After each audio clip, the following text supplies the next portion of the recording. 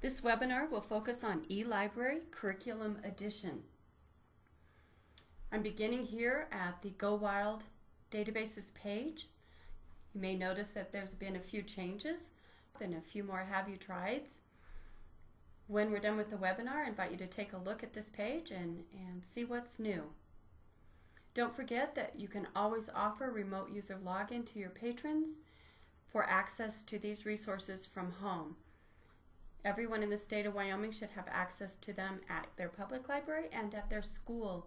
The remote user login is here at the top right of the page. I'm going to begin by using the product title alphabetic list here to access eLibrary Curriculum Edition.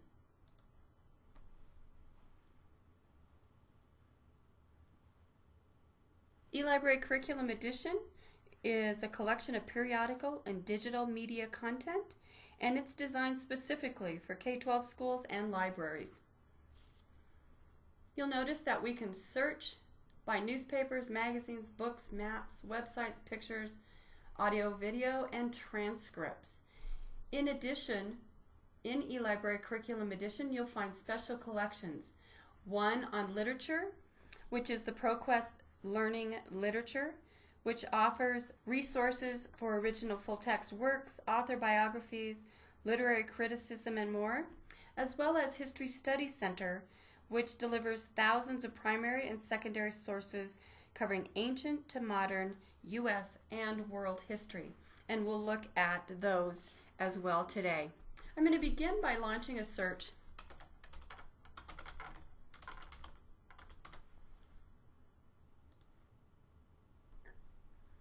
Once our search comes up, you'll notice a little something different. At the top of this page, you'll see that you've got an insert. This is called an essential page, where they have done the best of or hand-selected by the editors. Additional information like we see with the in-context databases from Gale and in SIRS. Below that, you'll find our search results. To take a look at their essential page, there's an expand this document on the top left, which opens that up. And as I scroll down, you'll see that there's information about our topic, which is Navajo Code Talkers, and you can click on the More link. On the right-hand side, you'll see a link to background and history, a gallery, and quotes. Because we did the expand the document, if I scroll down now, you'll see those pieces here below the header, followed by our results list.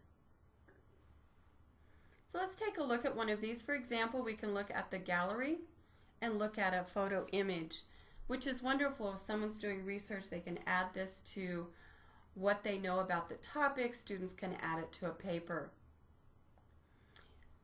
This can be emailed, printed, and there is a citation view, so you can come down and look at the citation information in MLA or APA.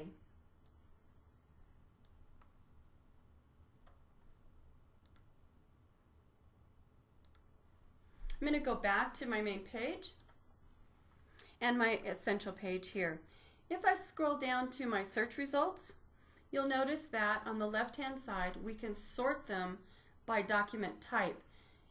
If you look at the little icons here on the sort results by, and you'll see them to the left of each one of the titles, that these are in a relevance ranking at the moment. So you've got books, and you've got transcripts, and you've got magazines all intermixed here.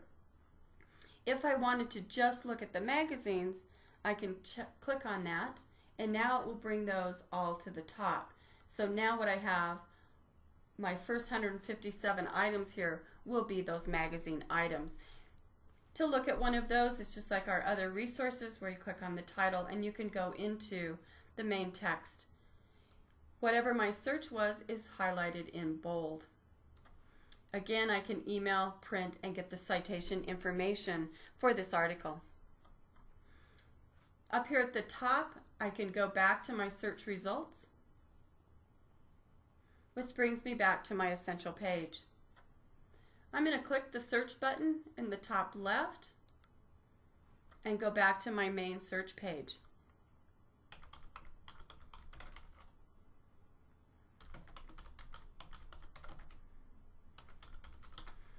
wanted to search on genetically modified crops.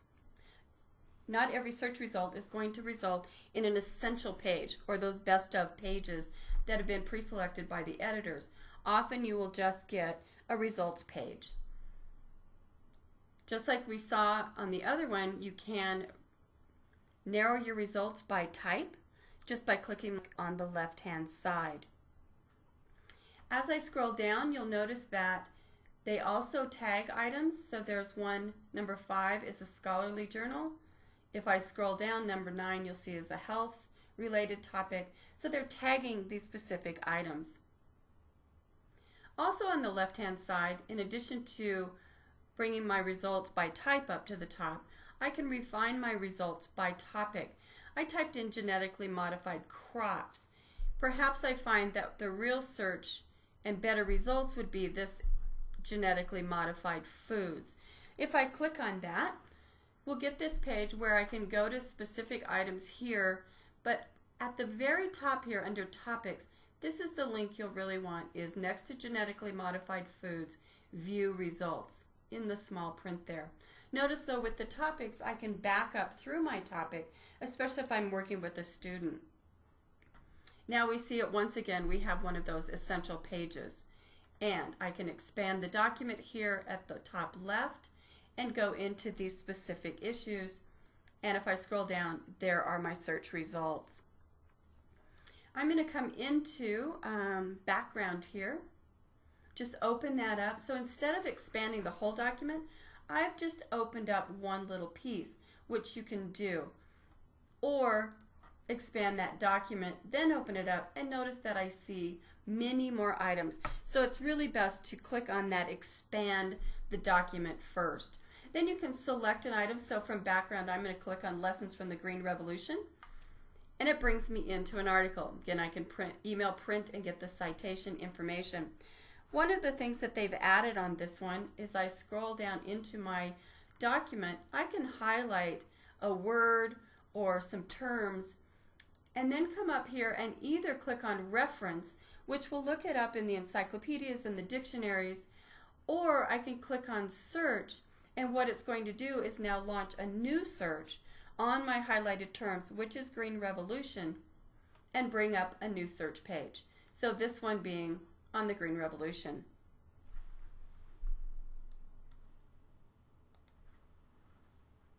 Another way to search on this particular database is the advanced search. Notice that I have a lot more options here. I can select to search by natural language or Boolean search by clicking in the radio buttons right under the search box. I can click or unclick the different types. I can include newspaper articles older than 90 days. Otherwise, you're getting more current newspapers in your searches. If I scroll down, you'll see that you can search by topic, and there's a select a topic menu. So if I click on that, it opens in a window, and I can begin to add topics to my search, and it will populate my search boxes. I can do it by author name. I can select a level here of reading. I can enter a Lexile score if you're working with a student and their scores. I can search also within a publication name. I can also, again, there's a menu that pops up, so I can also select from the publications that are found in this particular database. Or you can just type in a magazine or journal name. You'll also see that next to the Boolean search, natural language search, there's a create your query. This is especially useful if you're building a complicated Boolean search using your and, or, and not operators, or if you're teaching Boolean searching. You can put words in, use the Boolean operators, and then add this query. And what it does is, as you build that, no matter how complicated a search you're building, it will then populate the search box here, and then you just click on your advanced search. Another way to search this is, for example, typing in a term and then coming down and typing in, like we talked about, searching to a specific publication name. Now when it comes up, even though it has all these icon options, it will have just searched that my search term within the magazine Natural History. But because Wyoming is also selected as one of their essential pages, you're still going to get that in information. But as we scroll down, you'll see that all of these are from Natural History. And on the left, I have 0 real results in all my other categories. But again, you still get that nice essential page information. Okay, let's go back to our advanced search screen. The other thing that you can do where you need to search scholarly journals only, notice that here I have the option to click in the box, search within scholarly journals only. So that will just narrow your field to those magazines that meet that scholarly journal requirement.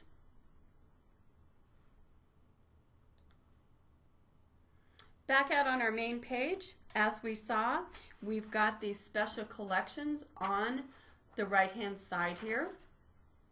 We're going to start with literature. And this is called ProQuest Learning Literature. You'll see that we have a variety of things that we can search here on the left.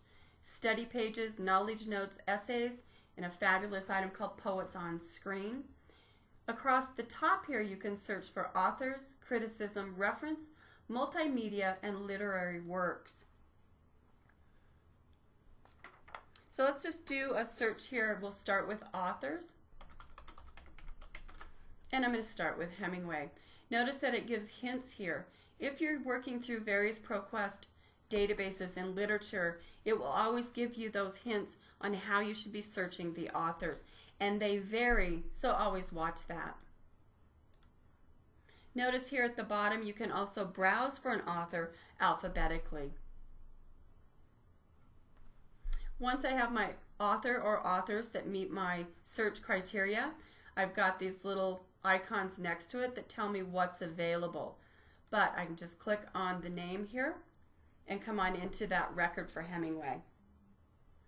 Here's my search result for Hemingway, his author page. Notice that I can get the link to this page if I'm building a website or Pathfinder.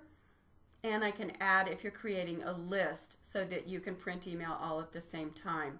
Below that is some basic author information and then links to a biography, criticism, multimedia reference, if there exists a study guide, and a bibliography of the author's works.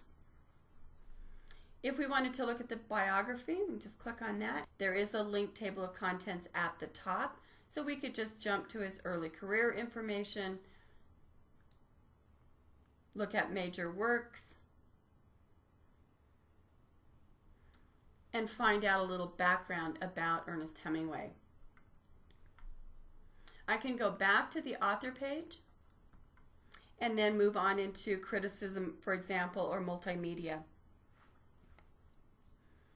Speaking of multimedia, across the top here, let's select multimedia and do a search there.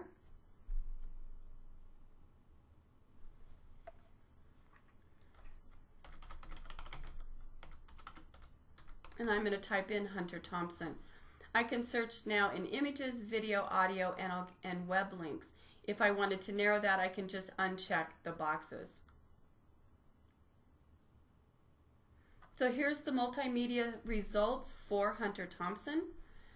I have my little icons again, so these are websites, and I have images. A thumbnail of that image is here on the right-hand side. You can also search literary works.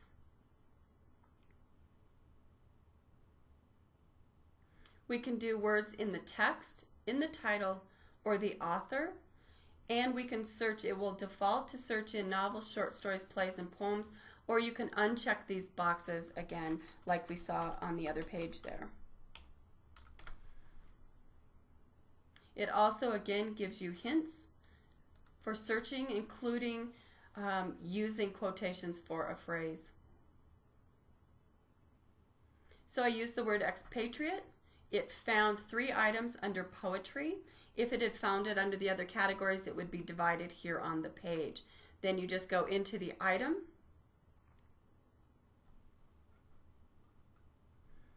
and here's the poem where that word appears somewhere. I can go back to my search results, or I can launch a new search. I'm going to select literary works again. And this time I'm going to do an author. So here is the results under Kuser. And if we open one of those, again, like we saw for when we just searched a term, we got the full text of the poem. Here's the full text of the poem by Kuser. In addition to these searches across the top, authors, criticism, reference, multimedia, and literary works, on the left-hand side we can search study pages, which are really helpful if you're working with book groups or students or teachers. The study pages are sorted by genre, period, literary movement, and Shakespeare.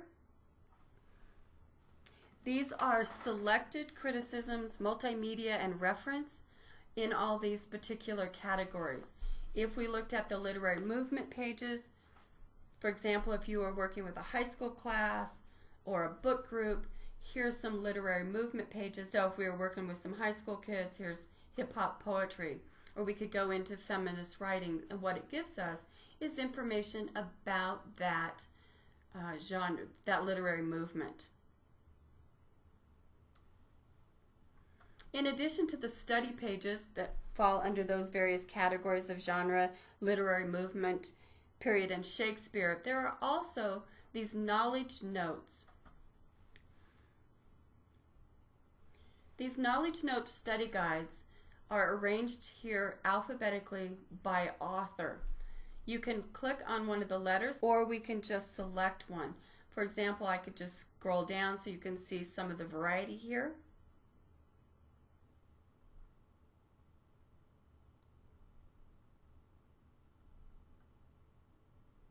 And again, if we wanted to continue our study there of Ernest Hemingway, there are study guides for 3 of his books.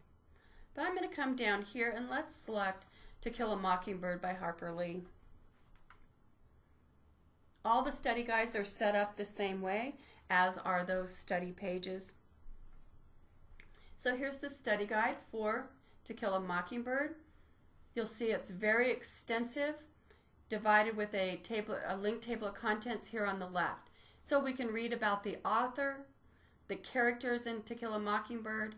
We can get plot, style, and themes of this book, and then we can go to the various chapters. This will not be the full text of the book, but it gives us highlights of the chapters, take-home points, themes, quotes, a lot of information. This is really good for public and school librarians to know about, because and academic librarians, for 2 reasons. One, to help students find this information, but also to help instructors be aware that this exists in case their students are being a little too liberal with their cut and pasting into their own papers. The next thing I'm going to show here on the left is Poets on Screen. Well, I actually want to do more than show it. I want to play it for you. These are contemporary poets reading selections of their own works or the works of others. It's a really great piece because students and public library patrons can see and hear a poet's interpretation of the work, which I think is really valuable because when you hear them read their own work, and some of them talk about the motivation behind the poem, these are arranged alphabetically by the author, and you'll see that it tells if the author is reading their own work and that author also reading other poets' work. So that poet is reading the works, for example, of Walter Raleigh. I've already opened one up because it requires either Real Player or Windows Media Player. Because on a webinar you will not be able to see it, you'll just be able to hear it. So I encourage you to take a look at one of these so that you can actually see the author reading the poem. And this poem is called After Drinking All Night with a Friend, we go out in the boat at dawn to see who can write the best poem. So with a friend, I started a literary magazine, and the conditions were so terrible in America that we rejected everything that came in. And my friend had a great ability at rejection. So as you can hear, unfortunately not see, is that this particular poet is giving you the background of why he wrote this poem. So it's a fascinating piece. It's a fabulous collection called Poets on Screen. I'm going to come back to eLibrary Curriculum Edition main page, and let's look at the other special collection here. This one is called History Study Center. I've already done a webinar on this one, which will be posted along with the eLibrary Curriculum Edition. So I won't spend a lot of time here, but would like to give you a good overview because it is part of eLibrary Curriculum Edition. History Study Center includes primary and secondary sources covering ancient to modern U.S. and world history. There is a search box here at the top, but down along the right-hand side, you'll see the various content areas. One is study units. Like we saw in the literature where we had study pages and study guides, History Study Center provides this information as well, as where they've created information and brought it together. Notice that you can search by keyword or the study unit title if you know one exists. You can also do a subject search and use their select from list drop-down menu. But if we scroll down farther here, you'll see that there are main topics that you can select from. I'm going to select European history. And now it's broken European history down into these subtopics. I select one of those, and now you'll see these are the study units that have been created that are available for all these various topics. So French Wars of Religion, History of Cartography, the Renaissance. Once we open one of these study units up, it gives you an overview of the topic, highlights other history study guides, atlases, encyclopedias, a broad variety of material. On the left is a linked table of contents, so I can jump to the biographies, so we can study people of the Renaissance. We can look at maps, primary sources, journal articles, and more. Under study units are historical documents. You'll see that they cover a broad range here, and you can see who the publishers are. We can search a keyword or document title within all of these items, or I can click on all resources to uncheck them and then just check a particular one. For example, presidential documents, and I'm going to search Kennedy. So here's presidential documents under Kennedy. I could also just select more than one, so presidential documents, historic speeches, and again, launch my search. I can also scroll down here, and they always include, for these various topics in History Study Center, a browse table of contents for each one of those historical documents. So here's the list that we saw at the top that we could check. But notice to the right of that, for each one they say about, which is really handy so you can see what the item is, what it includes. So we can look at historic speeches, click on about. So here's the Penguin Book of Historic Speeches. It gives you information about the item, who's doing it, and then we can go browse the table of contents. To the left of each one of the headers, there's a plus sign so that we can click on that and it opens up the contents under that particular category. The next content area are maps and reference. Again, we can do all our resources.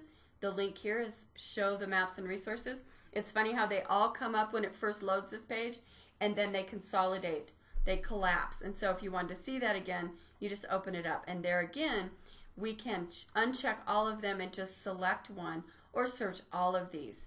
So who's who in early medieval England, who's who in Tudor England, or Stuart Britain, which might be helpful if you're working with students on Wyoming History Day projects.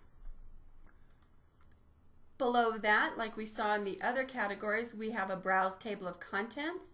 If I click on that, again, you'll see that under all the categories, atlases, dictionaries, encyclopedias, and research guides, there's the About link. Also under Maps and Reference,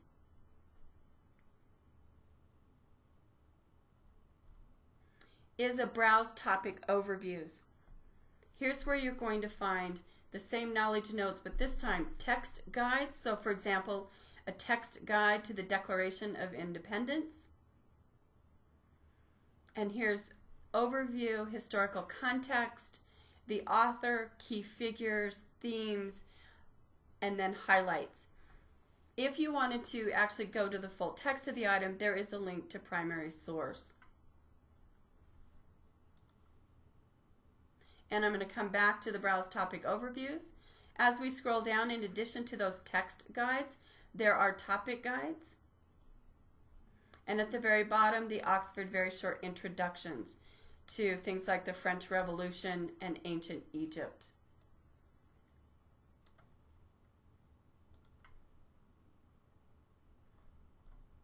And that's here under the Maps and Reference in the Browse Table of Contents for each one of the sources, or those text guides and topic guides are here under Topic Overview under Maps and Reference. There's also a multimedia search, which we won't do because again it doesn't play over the webinar software. If you want to look at a really fun one just to get an idea of what's here, do a search on the Wright brothers and select the 1903 video. You can also search in here by journals. What's nice is there's a drop-down menu to select from the list, so you can get an idea of what journals are being searched within this particular database. So I'm going to come back to our main page here. So eLibrary Curriculum Edition, we can search within Curriculum Edition for newspapers, magazines, books, websites, etc. We have our special collections here. We can also go in and use a topic browse. There's also a publications tab at the top, as well as searching within the drop-down menu in advanced. So we can search by name, by type, and by subject for publications. We can also search specifically to the reference collection, dictionaries, and encyclopedias. You can view those reference desk sources by clicking on that source link. So if you wanted to see exactly what it's searching, you can take a look at those sources.